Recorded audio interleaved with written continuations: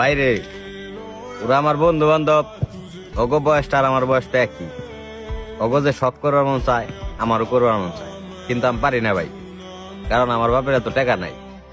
ওগো হইলাম মনে করছে 2-4-20 হাজার টাকা হইলাম বিলাসিতা, আর আমাকে হইলাম স্বপ্ন। ওরা হইলাম একটা মেয়ে ভেঙে ফেলাই দেয়, আর আমাকে হইলাম মাসের পর মাস লাগে এই টাকা জমাইতে। হ্যাঁ, আমার অনেক ইচ্ছা করে যে বন্ধু বান্ধব ভাই বেড়াদার সবাই মিলে কক্সবাজার যাই, ঘুরে ফিরে আড্ডা উড্ডা মেরে আসি। ওই ডেট পর্যন্ত আমি মনে করি যে আমার সীমাবদ্ধ।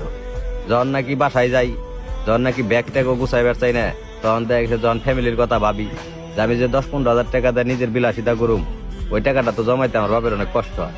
আর আমার বন্ধু বান্ধবের তো তা না। আমার বন্ধু বান্ধবের মনে করে যে সব টাকা পয়সা কিছুই না, এর লিগে গেলাম ওরা মজা করতে পারে, আমি পারি না।